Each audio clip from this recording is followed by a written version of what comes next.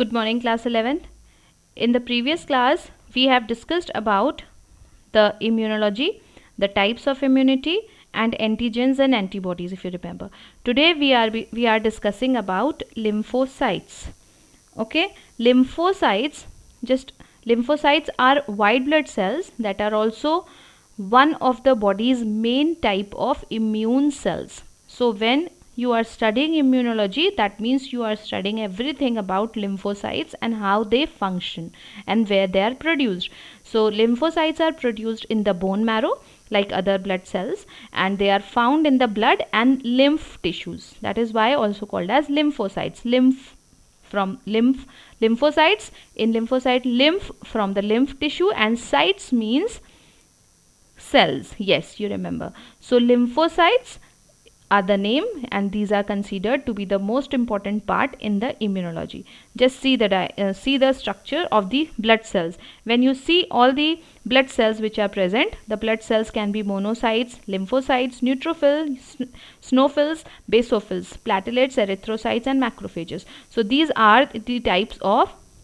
Here you can see erythrocyte is the RBC, neutrophils, snophils, basophils, you all have studied about this in class 10, so I am not repeating those things again.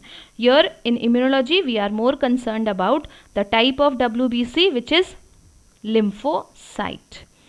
Now see here, what happens, what are the types of lymphocyte? What happens when see, this whole human immune system originates in the fetal stage only. When the fetus is about 2 months after the conception, then this formation of these cells start in the body of the fetus. So a few cells from the bone marrow start behaving as primordial cells, or what we generally call, and you know about, stem cells. So some of the cells of the bone marrow start behaving as stem cell and giving rise, differentiation occurs, and when they differentiate they become more specialized to do certain important functions, and when they differentiate they form erythropoietic cells, and some are forming erythropoietic cell which will be forming RBCs, and some are forming lymphopoietic cells which will be forming these lymphocytes. So stem cells are of two types, erythropoietic and lymphopoietic. So the lymphopoietic cells are giving rise to lymphocytes. Ultimately the stem cell is the mother of every type of cell. This you will study in great detail in class 12, that what is a stem cell, what is the importance of stem cell. But for now, just understand that stem cell is giving rise to lymphopoietic cell, and lymphopoietic cells are giving rise to lymphocytes. Now the lymphocytes can be produced. When lymphocytes are produced in the thymus, they are called as T lymphocytes. Okay, and this kind of T lymphocytes are participating in the process of cellular immunity. I will tell you what is cellular immunity. Second type of lymphocytes are the B lymphocytes, which are produced in bursa of Fabricus. That is the name given to the organ where it is produced by being influenced from the birds. So there is an organ, bursa of Fabricus, present in the birds, and here also this kind of organ is present. So we have named it as B lymphocytes. So the cells which are produced in bursa of Fabricus, or B lymphocytes, we can call it as B lymphocyte also. They are producing these kind of cells, and what is the function of B lymphocyte is that they are participating into humoral activity. Humor means liquid. Cellular activity, T lymphocyte, that means some kind of cells are involved. Humoral immunity, some kind of liquid is being involved. Okay, the third type of lymphocyte is the NK lymphocyte, or the natural killer lymphocytes. They are acting on cancer cells and other virus infected cells. So there are three types of lymphocytes. Those which are produced in the thymus are called T lymphocytes. Those which are produced in the bursa of Fabricus are called as B lymphocytes, and those which are natural killer cell can be produced in the body. They are natural killer cells produced from the lymphopoietic cells, and they are called as NK lymphocytes, natural killer cells.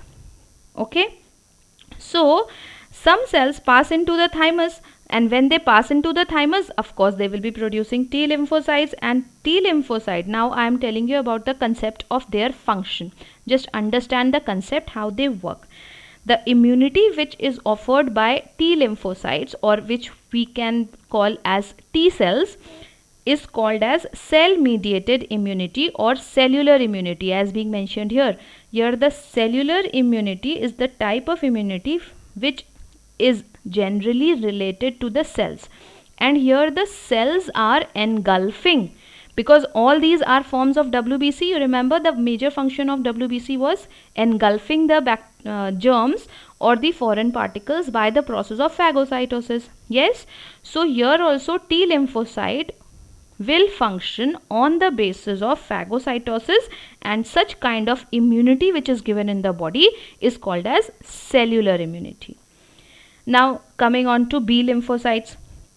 These B lymphocytes offer us a immunity which is on the basis of some liquid which is being produced. That liquid or some other product which is being produced is called as antibodies. So antibodies are produced by B cells or B lymphocyte, that you need to understand. Clear? We are more interested in B cells. Why? Because B cells provide us with humoral immunity by formation of antibodies. Clear? Okay, moving further. Just see here. So let us discuss more about cell mediated immunity and humoral immunity. Cell mediated immunity is the immune response where no antibodies are formed. Why? Because the cell in itself is acting as a component to engulf the bacteria, engulf the foreign substances. Okay, so in cell mediated immunity, what will happen? The cells are working by phagocytosis, and they can be of three types: the helper T cells, the suppressor T cells, and the killer T cells. Again, three types. So let us understand about helper T cells. These helper T cells bind to the antigen and assist B cells, as the name says, helper T cells. So T cells are helping the B cells, so that is why they are called as helper T cells.